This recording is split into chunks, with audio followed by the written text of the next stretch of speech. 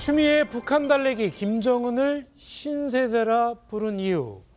취임 1주년을 맞은 민주당 추미애 대표 오늘 여의도 당사에서 기자회견을 갖고 앞으로 포부를 밝혔습니다. 그런데 북한 김정은에 대해서 이런 메시지도 보냈습니다. 한번 들어보시죠. 김정은 위원장은 30대의 신세대입니다. 신세대답게 새 시대의 흐름에 맞는 새로운 방식으로 북한의 안전을 보장받고 한반도 평화에 기여할 것을 촉구합니다. 이른바 신세대 평화론입니다. 냉전의 유물인 핵 무장론을 과감하게 버리고 한반도 평화와 민족 공동의 번영을 향해 민족의 운명을 함께 해결하는 대화의 장에 성큼 나올 것을 거듭 촉구합니다. 네, 북한 김정은 위원장에게 신세대답게 새로운 방식으로 평화에 기여하려고 했는데요. 최 교수님, 예.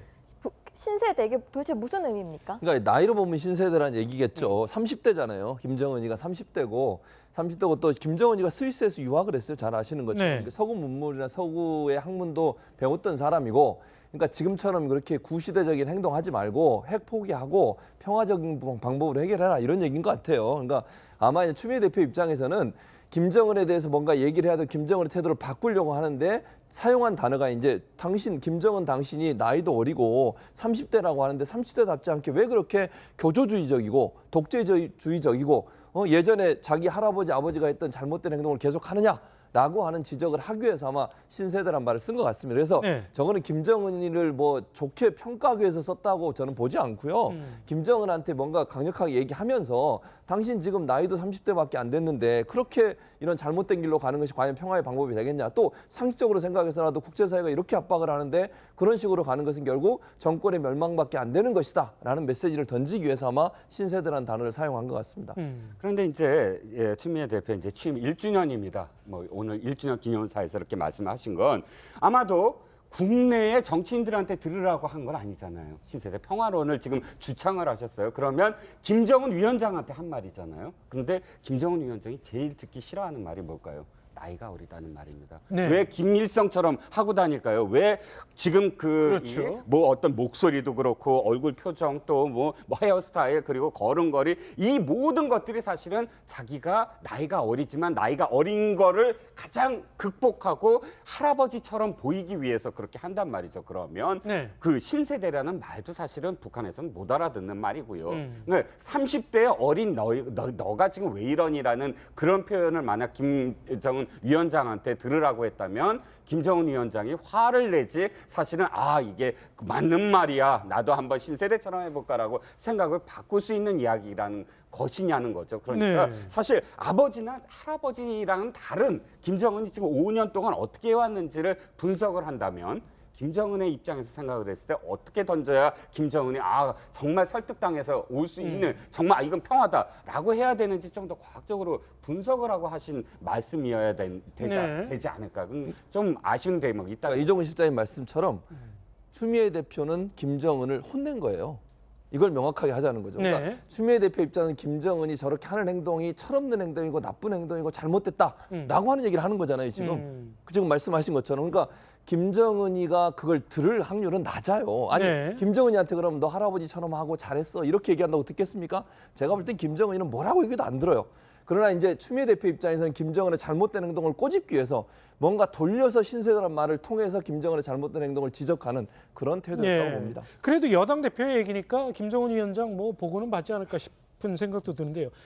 물론 이종훈 실장 말씀처럼 해석을 할 수도 있겠지만 신세대라고 이렇게 새로운 사고를 가지고 있는 신세대라고 부추기면서 우리하고 대화를 하자라고 이렇게 좀 얼르는 그런 측면도 있는 거 아닐까요? 그러니까 저는 지금 조금 전에 말씀하셨던 것처럼 추미애 대표가 어떤 의미로 이런 얘기를 했는지는 충분히 이해가 되는데 네. 꼭 굳이 신세대라는 단어를 써야 됐을까? 그러니까 신세대라는 의미 자체가 국민들이 받아들이기에는 좋은 겁니다.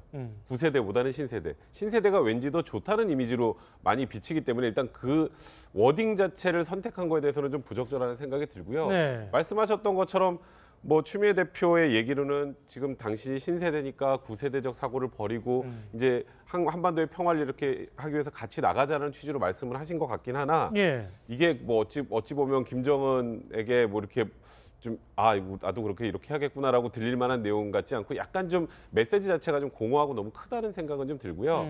어쨌건 여당 대표의 이 북한 김정은에 대한 발언은 말씀하셨던 것처럼 북한에도 보고가 될 만한 내용들일 텐데 이게 김정은 입장에서도 별로 듣기 좋은 얘기 같지도 않고요. 네. 또 이게 우리나라 국민들이 들을 때는 오해의 소지가 있는 신세대라는 단어를 사용했다라는 부분에 대해서는 약간 신중하지 못한 부분이 있지 않았나 개인적으로 생각됩니다. 네, 야당은 청와대의 안보의식을 정식으로 문제 삼고 나섰습니다. 바로 지난 24일 청와대 참모들과 여당 지도부의 만찬 때문인데요. 무엇이 문제였는지 홍준표 한국당 대표의 목소리 먼저 들어보시겠습니다. 이야기인데 청와대에서 내 술판 벌어졌다는 이야기를 듣고 깜짝 놀랐습니다. 원래 을지 연습 기간 중에는 술집이나 이런가에 안 가는 것이 대한민국 전통이고 관례인데 이제는 청와대에서 그렇게까지 했다 하는 것 보니까 이 정부가 곧 무너질 수도 있다. 국민 신뢰를 잃을 수도 있다. 그런 생각도 듭니다. 네. 지금 소국장님 말하자면 UFG 훈련이 한창 벌어지고 있는데 이때 저녁에 모여서 좀 너무 한가롭게 저녁을 즐긴 거 아니냐 뭐 이런 지적인 것 같습니다. 홍준표 대표의 얘기는. 그러니까 동의하십니까? 네. 24일 저녁이 이제 민관 합동 훈련은 그날 끝났거든요. 그래서 이제 당에서 청와대에서 한 12명씩 해서 한 20명 이상이 이제 만나서 저녁을 먹으면서 뭐 폭탄주도 한 잔씩 하고 아마 그런 것 같습니다. 그런데 지금 그 상황에서 군은 여전히 이제 대프콘 상태에서 훈련을 하고 있었거든요. 네. 그게 계속 뭐 31일까지인가 계속되지 않습니까? 그런 상황에서 이제 홍 대표 얘기는 민관 합동 훈련은 끝났지만 군은 여전히 계속해서 지금 UFG 훈련 중에 있는데 당청의 고 인사들이 만나서 그렇게 폭탄주 먹고 이런 행동이 과연 적절한가라는 네. 거에 대한 문제 제기인데 저는 일정하게 뭐 그 문제 제기 할 만한 그런 사안이라고 생각을 합니다. 그러니까 이게 이 민관 훈련은 끝났지만 여전히 군은 또 지금 상황 자체가 어떤 평화 시간이고 굉장히 지금 안보적으로 남북 간에 또 북미 간에 긴장이 굉장히 고조된 이런 상황이기 때문에 이럴 네. 때일수록 어떤 그런 부분을 조금 더 유념했으면 좀 나았지 않았을까 하는 그런 생각이 듭니다. 또 이제 정의용 안보실장이 이렇게 해명을 했습니다. 민관 을지훈련 상황이 끝났는데 뭐가 잘못됐다고 지적하는지 이해를 못하겠다 그랬거든요. 이 실장님 이거에 대해서는 좀 어떻게 보십니까? 아니 그러니까요. 지금 안보실의 제2차장이면 청와대 NSC 상임위원이에요. 그러니까 상황이 어떻게 벌어졌을 때 무조건 NSC 회의에 참석해서 상황을 이 안보에 대한 상황을 책임져야 될 사람입니다. 예. 그런데 이번에 북한이 지금 방사포 300mm 방사포로 추정되는 그런 이 발사를 하지 않았습니까? 네. 그게 의지훈련 중이란 말이죠. 청와대에서는 뭐라고 그때 얘기했냐면 우리는 이미 그 전부터 의지훈련에서 2014년부터 북한이 계속 도발을 해왔으므로 이번 도발을 예상하고 있었다라고 얘기했습니다. 아니 북한의 도발을 예상했던 청와대의 안보실의 제2차장이 의지훈련이 끝나지도 않았는데 도발을 예상했던 청와대에서 어떻게 빠져나와서 네. 그 건배사까지 하는 폭탄주를 마시는 그런 자리에 있었는지에 대한 대답을 정의용 안보실장이 제대로 하셔야 될 거예요. 그렇군요. 어제는 또 문재인 대통령이 여당 의원들을 청와대로 초청을 해서 오찬을 가졌는데요. 야당에서는 이 오찬 자리에 대해서도 좀 문제를 삼고 있습니다. 일단 오찬 회전장의 문재인 대통령의 목소리를 먼저 들어보도록 하겠습니다. 진작에 초청하고 싶었는데 인수위 없이 시작하다 보니까 형편이 되지 않았습니다. 취임 100일이 지난 지금에서야 이렇게 모시게 된 것을 널리 양해해 주시기 바랍니다. 문재인 정부는 민주당 정부라는 것을 늘 생각하고 있습니다. 당과 공동 운명체가 되어 국정을 운영해 나가겠습니다. 국회를 존중하고 야당과의 소통과 협력에도 최선을 다할 것입니다. 네, 이제 어제 오찬이 열린 날 오전에 바로 북한이 도발을 했었는데요. 최 교수님, 예. 이제 보수 야당 같은 경우에는 어떻게 오찬을 하면서 북한 문제에 대해서는 한마디 언급을 하지 않느냐 이런 비판을 하고 있어요. 그래서 어제 사실은 계획에도 없던 정의용 안보실장이 와서 미사일 관련한 얘기를 브리핑을 했어요. 의원들 네. 앞에서. 그래서 저건 원래 계획된 행사였고 그 행사 중간에 대통령은 물론 거기에 대해서 언급을 안 했지만 정의용 안보실장이 원래 식출에도 없었는데 들어오셔서 그날 미사일이 어떻게 발사가 됐고 몇 개가 발사됐고 어느 정도의 길이고 이런 부분을 다 브리핑을 해서 국회의원들도 그 부분에 대해서 들었고 또 보고를 받은 상태이기 때문에 전혀 그 부분에서 언급이 없다는 말은 맞지 않다고 생각하고 그렇군요. 또 한 가지는 문재인 대통령이 발언한 중에 그런 얘기가 있었어요. 아까 이제 술 얘기를 하셨으니까 그건 좀 잘못된 것 같아요. 네. 그분들이 만나서 술을 왜냐하면 문재인 대통령이 그랬거든요. 오늘 이 자리에 술을 먹지 않겠습니다. 주스로 대신했어요. 네. 그게 왜냐하면 이 을지 훈련도 있고 그다음에 미사일 발사도 있고 이런 엄중한 안보 상황에서 물론 우리가 너무 흥을 돋우거나 이러지 않았으면 좋겠다라고 대통령이 직접 얘기하셨어요. 네. 그리고 그 술 대신 다 주스를 마셨고요. 저 자리에서는 일반적으로 포도주나 이런 걸 마시지 않습니까? 네. 그냥 대통령 입장에서는 지금 어제 뭐 그런 모임들이 더 국민들한테 이게 너무 그 훈련 중에 있고 또 미사일 발사하는 이런 엄중한 상황에서 너무 흥이 돋우는 모습으로 보여지는 것에서 경계를 하신 부분이 분명히 있기 때문에 엄중하게 상황을 받아들이면서 저는 행사를 치렀다고 생각이 듭니다. 네. 다시 한번 네. 안보 부분 관련해서는요. 이게 그 대선 후보 기간에도 계속해서 이제 문재인 대통령에 대해서 야권에서 주로 공격했던 게 이제 안보 쪽이 많지 않았습니까? 그러니까 청와대나 집권여당 쪽에서는 특히나 그런 부분에 대해서 좀 유념을 많이 해야 됩니다. 그러니까 네. 이 시기에 우리가 만나서 저녁을 하는 거, 이 시기에 폭탄주를 먹는 거, 이것이 어떻게 안보적인 상황 이런 것들을 좀 특별히 좀 염두에 둬야 될 것 같습니다. 그렇군요. 다시 한번 좀 확인을 해드리면은요. 어제 문재인 대통령이 주최한 오찬에서는 주스로 대신을 했고 그리고 그저께 일부 야당 의원들과 임종석 비서실장이 함께한 자리에서는 폭탄주가 일부 여당 의원 죄송합니다. 폭탄주가 오갔다고 합니다. 다시 한번 설명을 좀 드리겠고요. 어제 오찬에 대해서는 뒤늦게 좀 논란이 일고 있는데요. 그 오찬장에 참석했던 박용진 의원이 SNS에 그 반찬에 대해서 좀 올린 글이 좀 논란이 있었다면서요. 예, 그렇습니다. 박용진 의원이 그날 사회를 봤어요. 오찬 때 사회를 보고 돌아와서 이제 그 SNS에 글을 올렸는데 얘기인즉슨 이거죠. 오찬을 했는데 청와대밥이 좀 부실해도 네.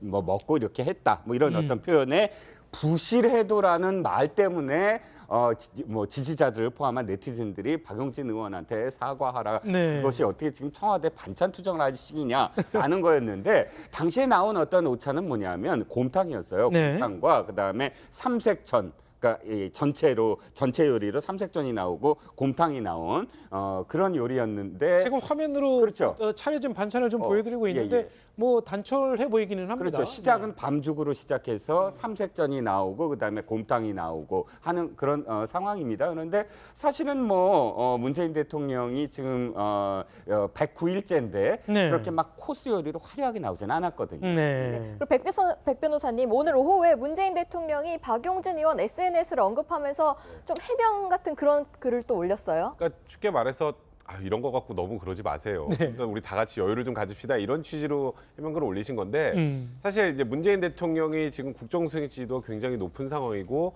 또 문재인 대통령과 관련된 상품들이 불티나게 팔리는 거는 다 아시지 않습니까? 네. 그 정도로 문재인 대통령을 열성적으로 지지하시는 분들이 많은 상황에서 정말 이렇게 청와대에서 밥을 먹고 부실하다는 표현을 쓴 게 이게 정말 나 청와대 밥 너무 싫었어의 의미가 아니라 굉장히 소박하더라라는 취지였을 것은 충분히 이해가 되는데 그런 것마저도 우리 지금 문재인 대통령 관련해서 이렇게 우리 지금 밥까지 문제 삼는 거야라는 치고 너무 도끼 눈을 뜨고 바라볼 필요는 없다라는 그런 생각이 들고 네. 문재인 대통령도 사실 지금 애둘러서 지지자분들한테 우리 좀 이렇게 여유를 좀 가지고 이런 부분들은 그냥 좀 넘어가는 게 어떻겠습니까라는 취지의 얘기가 아니신가 싶고요. 네. 저도 좀 그렇습니다. 그러니까 문재인 대통령이 어쨌건 지금 국정수행 잘하고 있다라는 긍정평가가 많은 이상 힘을 실어주기 위해서는 이런 부분을 오히려 좀 더 여유롭게 보아 넘기는 그런 모습이 더 필요하지 않을까 지지하시는 분들 그런 생각이 좀 듭니다. 그렇군요. 박용진 의원 SNS에 올린 글에 대해서 비난을 하는 많은 댓글이 달렸습니다. 그랬더니 박용진 의원은 부실해도라는 표현을 소박해도라고 말을 바꿨다는 말씀을 다시 드리도록 하겠습니다. 그때 들으라고 한 건 아니잖아요. 신세대 평화론을 지금 주창을 하셨어요. 그러면 김정은 위원장한테 한 말이잖아요. 그런데 김정은 위원장이 제일 듣기 싫어하는 말이 뭘까요? 나이가 어리다는 말입니다. 네. 왜 김일성처럼 하고 다닐까요? 왜 지금 그렇죠. 뭐 어떤 목소리도 그렇고 얼굴 표정 또 뭐 헤어스타일 그리고 걸음걸이 이 모든 것들이 사실은 자기가 나이가 어리지만 나이가 어린 거를 가장 극복하고 할아버지처럼 보이기 위해서 그렇게 한단 말이죠. 그러면 네. 그 신세대라는 말도 사실은 북한에서는 못 알아듣는 말이고요. 그러니까 30대의 어린 너가 지금 왜 이러니라는 그런 표현을 만약 김정은 위원장한테 들으라고 했다면 김정은 위원장이 화를 내지 사실은 이게 맞는 말이야. 나도 한번 신세대처럼 해볼까라고 생각을 바꿀 수 있는 이야기라는 것이냐는 거죠. 그러니까 네. 사실 아버지나 할아버지랑은 다른 김정은이 지금 5년 동안 어떻게 해왔는지를 분석을 한다면 김정은의 입장에서 생각을 했을 때 어떻게 던져야 김정은이 정말 설득당해서 올 수 있는 정말 이건 평화다라고 해야 되는지 좀 더 과학적으로 분석을 하고 하신 말씀이어야 되지 않을까. 좀 아쉬운 대목이 있다. 그러니까 이종훈 실장님 말씀처럼 추미애 대표는 김정은을 혼낸 거예요. 이걸 명확하게 하자는 거죠. 그러니까 네. 추미애 대표 입장은 김정은이 저렇게 하는 행동이 철없는 행동이고 나쁜 행동이고 잘못됐다라고 하는 얘기를 하는 거잖아요. 지금 말씀하신 것처럼. 그러니까 김정은이가 그걸 들을 확률은 낮아요. 아니 네. 김정은이한테 그러면 너 할아버지처럼 하고 잘했어 이렇게 얘기한다고 듣겠습니까? 제가 볼 땐 김정은이는 뭐라고 얘기도 안 들어요. 그러나 이제 추미애 대표 입장에서는 김정은의 잘못된 행동을 꼬집기 위해서 뭔가 돌려서 신세대란 말을 통해서 김정은의 잘못된 행동을 지적하는 그런 태도였다고 봅니다. 그래도 여당 대표의 얘기니까 김정은 위원장 뭐 보고는 받지 않을까 싶은 생각도 드는데요. 물론 이종훈 실장 말씀처럼 해석을 할 수도 있겠지만 신세대라고 이렇게 새로운 사고를 가지고 있는 신세대라고 부추기면서 우리하고 대화를 하자라고 이렇게 좀 얼르는 그런 측면도 있는 거 아닐까요? 그러니까 저는 지금 조금 전에 말씀하셨던 것처럼 추미애 대표가 어떤 의미로 이런 얘기를 했는지는 충분히 이해가 되는데 네. 꼭 굳이 신세대라는 단어를 써야 됐을까? 그러니까 신세대라는 의미 자체가 국민들이 받아들이기에는 좋은 겁니다.